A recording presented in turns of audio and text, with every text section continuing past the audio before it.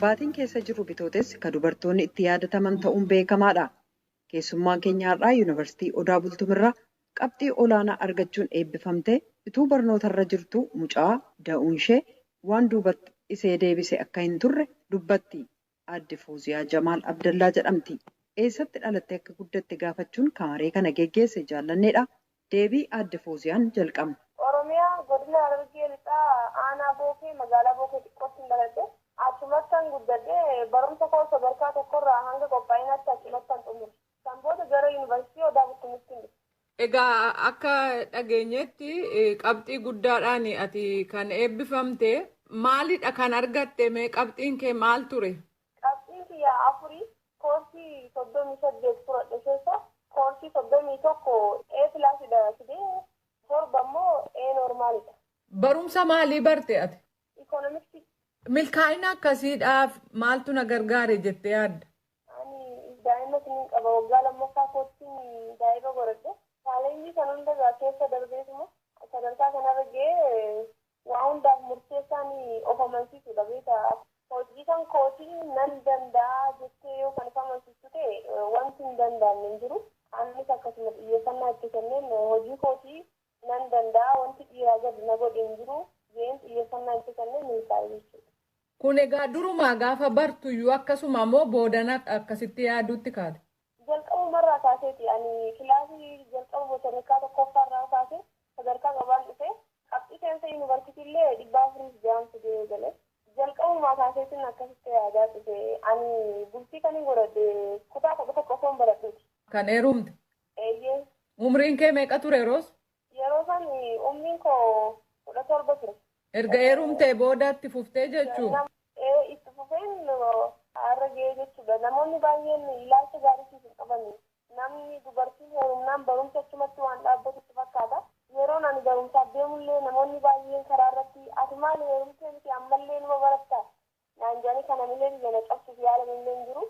Garuu ani kaayyoon qaba galman qaba waan ta'eef kan hunda itti dhiiseetuman har'a ga'ee jechuudha. Maatiin kee hoo akka ati barumsa keetti jajjabaattuuf waan si deeggaran qabu?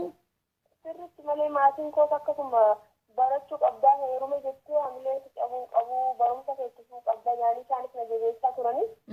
Hunda caalaa garuu abbaa manaa kootiiti baay'ee kan itti na dirqaa barumsi kun akka waan kan isaa dantaa isaatiif akka waan baradhutti itti na jajjabeessaa kan ture abbaa manaa kootiiti. Inni barataa ture? Innis yeroo barataa turetti kan gaa'ela raawwannee yuunivarsiitii seera waggaa 4ffaa tureen wal fuune akkasitti gaa'ela raawwanne. Barataa ture innis waggaa 4ffaa. Waggaa meeqa dura jechuudha kun? Bara 2008 kan gaa'ela raawwanne. Yuunivarsiitii Odaa Bultuun waggaa lammaffaa barataatu jiru mucaan da'ee jette. Egasii mucaa wajjin barumsa attam ture? Abbaan manaa kootii mana ala naaf kireessee nama daa'ima naaf qabus naaf mijjeessee wantoota jireenyaaf na barbaachisan naaf mijjeessee. Saniin akkasitti yaadaa fi faayinaansaalii waan hundaan inni deeggaree barumsi daa'imas barumsas wajjumaan oofaatiin xumure jechuudha. Yeroon kilaasii seenee baradhu namaatu narraa qabaa akkasitti yeroon deeme immoo daa'imas qabaa qayyabachaa akkasitti kan xumure. Mucaan gidduutti dhalachuun waan si danqeen qabu jechuu?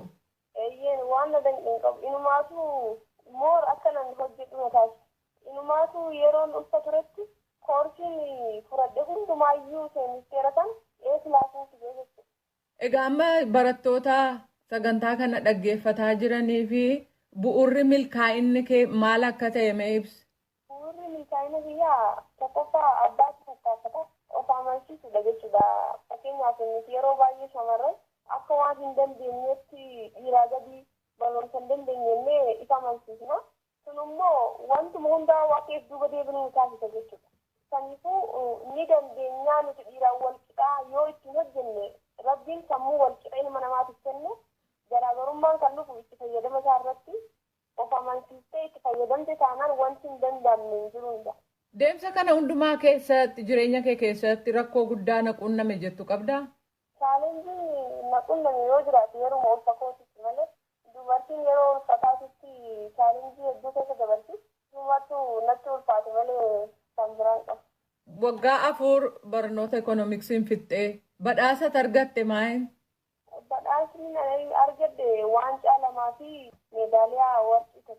Sadeenuma kana argadde. Yuunivarsiitiin Odaa Bultuun maal siin jedhe? ammaaf achitti na hambisee lektaraan achitti qaxarameen jira. Ammaaf carraa barumsaaf itti ilaalaa naan jechaa jiran garuu ammaaf wanta naan jiran hin qabani. Ammaaf ramadameen achuman jira. Achitti warra kaan barsiisuufi jechuu? Eeyyee. Ofii milkaa'inaan baatee warra kaan immoo barsiisuuf carraa argachuu keetti maaltu sitti dhaga'ama? Gammachuu amma hin jedhamneen natti dhaga'ama. Maaliif kun jalqaba waan ta'eef shamarran na caalaa deeman baay'ee oomishuun barbaada. Kan addunyaa kanaaf furmaata ta'an oomishuun baay'ee konkolaataa waan ta'eef baay'ee nutti gammada.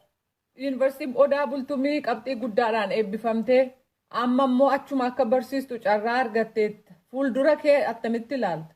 Fuuldura kootti ani beekumsaan argadhe kana hawaasa biyya tajaajilaa carraa barumsaaf yoon argadhe akkasuma itti fufee baradhe barumsa yookaan immoo beekumsaan argadhe saniin immoo hawaasa biyya kan osoo hin baratin na barsiise kan osoo nyaachisee na barsiise kana jijjiiree gara fuulduraatti akka isaan tarkaanfatan taasisuudha kaayyoon. Yaadi biraa si hafee jiraa? Duraan dursee rabbii guddaan galateeffachuu barbaada kan sadarkaa kanaan dhagee itti aansuudhaan immoo maatii koo Bahiya Jamaal Abdallaa Ahmedii fi harmee koo Shaamee Hussein Alii bakka jiranitti galatoomaan jechuun ni barbaada. Itti aansuudhaan abbaa manaa kootii Shukkar Ahmed Alii kan jedhamu halkanis guyyaa na bira dhaabbachuudhaan yaadaa fi faayinaanshaaliis akkasuma jajjabeessaa kan ture. Hojiin kun isaaf maqaa isaatiin illee mul'atu baatu hojii isaati jeetii yaada.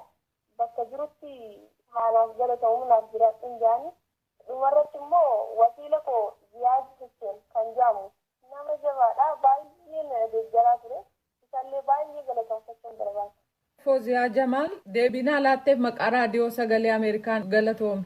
Galatooma alfaadhaa kanillee.